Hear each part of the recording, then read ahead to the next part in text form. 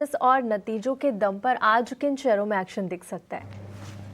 जी good morning. सबसे पहले बात कर लेते हैं कुछ रिजल्ट्स की। तो सबसे पहले डी-मार्ट यानी कि एवेन्यू सुपरमार्ट्स ने अपने नतीजे जारी किए और यहाँ पे नंबर्स जो है वो मिक्स देखने को मिले। रेवेन्यू यहाँ पे मिस होता हुआ नज़र आया।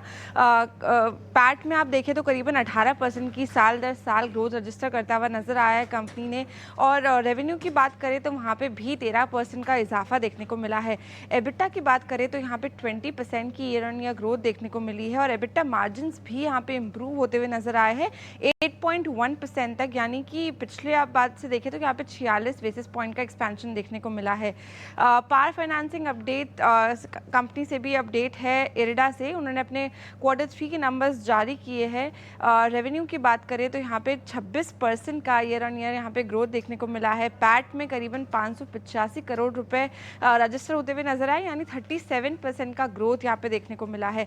ग्रॉस एनपीए की बात करें तो वो इम्प्रूव होता हुआ नजर आया है 3.75% पर और नेट एनपीए भी घटकर 1.68% पर रजिस्टर होता हुआ नजर आया। तो ओवरऑल देखिए तो आप एसेट क्वालिटी और ग्रोथ दोनों ही लिहाज से काफ़ी ज़्यादा स्ट्रॉन्ग क्वार्टर देखने को मिला। बिजनेस अपडेट्स की बात करें तो रियल एस्टेट कंपनीज के यहाँ पे बिजनेस अपडेट आते हुए नजर आ रहे हैं और फिनिक्स मिल्स ने Q3 बिजनेस अपडेट दिया है जो कि क्लियरली पॉजिटिव देखने को मिल रहा है। रिटेल कंजम्पशन जो है वहाँ पे 20% की ग्रोथ नजर आ रही है। रेजिडेंशियल सेल्स की बात करें तो यहाँ पे 140 करोड़ रुपए का आंकड़ा सामने आया है जो कि पिछले साल इसी क्वार्टर में करीबन 58 करोड़ रुपए का था। कंपनी का कहना है कि डिमांड जो है वो काफ़ी रेजिलिएंट नज़र आ रही है, काफ़ी अच्छी नज़र आ रही है, इवन जब कुछ एसेट्स जो है वो रिवैम्प फेज पे चल रहे हैं। तो ओवरऑल कमेंट्री की बात करें तो काफ़ी ऑप्टिमिस्टिक नज़र आ रही है कंपनी के मैनेजमेंट। अफोर्डेबल हाउसिंग सेगमेंट से थोड़ी नेगेटिव न्यूज़ आते हुए आशियाना हाउसिंग का जो Q3 अपडेट है वो थोड़ा वीक नज़र आ रहा है। एरिया सोल्ड वैल्यू की बात करें तो वहाँ पे करीबन 12% का साल दर साल डिक्लाइन देखने को मिला है और एरिया बुक्ड की बात करें तो वो भी गिरकर 18% गिरकर 5.56 लाख स्क्वायर फीट पे नज़र आ रहा है और सेल्स मोमेंटम स्लो डाउन काफ़ी क्लियरली विजिबल आप देख सकते हैं। एक और real estate player signature global ने भी अपने नतीजे अपने बिजनेस अपडेट्स यहाँ पे दिए हैं। नेगेटिव अपडेट्स देखने को मिल रहे हैं। प्री सेल्स की बात करें तो वहाँ पे करीबन 27% का साल दर साल डिक्लाइन होता हुआ नज़र आया और कंपनी ने एक्सेप्ट किया है कि जो मार्केट का एनवायरनमेंट है वहाँ पे स्लो डाउन देखने को मिल रहा है।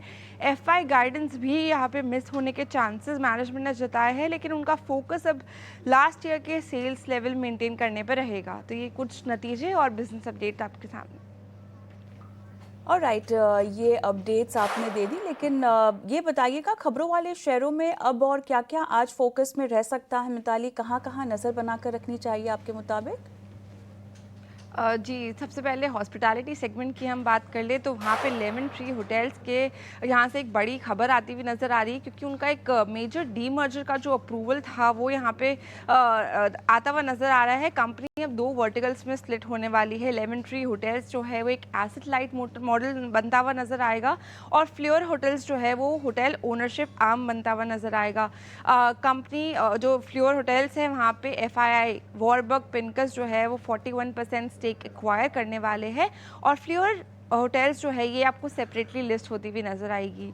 फार्मा स्पेस से बात करें तो एक थोड़ी नेगेटिव खबर है क्योंकि डॉक्टर रेड्डीज लेबोरेटरीज को US FDA से एक PAL लेटर मिला है अपनी एक बायोलॉजिकल फैसिलिटी के लिए। ये एक प्रीवियस इंस्पेक्शन के बाद आया है और कंपनीज अपनी क्वेरीज जो है वो यहाँ पे एड्रेस कर रही है। तो यहाँ पे शॉर्ट टर्म सेंटिमेंट आपको यहाँ देखने की ज़रूरत होगी। इंश्योरेंस डेटा भी नज़र आ रहा है, दिसंबर का पॉजिटिव ट्रेंड देखने को मिल रहे हैं। दिसंबर के मंथ में लाइफ इंश्योरेंस सेक्टर काफ़ी स्ट्रॉन्ग ग्रोथ देखने को मिली। इंडस्ट्री का फर्स्ट ईयर प्रीमियम हम देखें तो वहाँ पे करीबन 40% की सालाना ग्रोथ रजिस्टर होती हुई नजर आई है। कंपनीज जैसे कि ICICI प्रू वहाँ पे 25% का इजाफा देखने को मिला।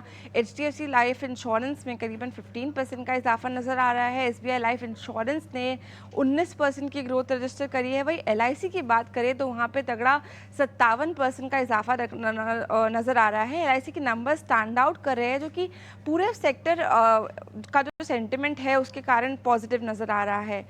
कुछ लॉक इन एक्सपायरीज के भी अलर्ट आपके सामने रखना चाहूँगी। आज कुछ स्टॉक्स में ये जो लॉक इन एक्सपायरीज है इसके कारण आपको थोड़ा सेलिंग प्रेशर देखने को मिल सकता है। कंपनी जैसे कि वेकफिट इनोवेशंस, यहाँ पे 5% का इनका लॉक इन एक्सपायर होने वाला है आज। कोरोना रेमेडीज में 2%, ट्रैवल फूड सर्विसेज का 66% का लॉक इन एक्सपायर होने वाला है। रूबिकॉन रिसर्च 4% और एमक्योर फार्मा 20%। साथ ही कैनरा रोबेको एसेट मैनेजमेंट में 4% का लॉक इन आज एक्सपायर होने वाला है। तो ये कुछ तमाम स्टॉक्स एंड न्यूज़ आपके लिए। राइट, चलिए यहाँ पर आपने तमाम डिटेल्स दे दी। शुक्रिया मिताली आपका, आपने बाजार की तैयारी आज दर्शकों को कराई स्टॉक स्पेसिफिक। लेकिन चलिए अब वक्त आ गया है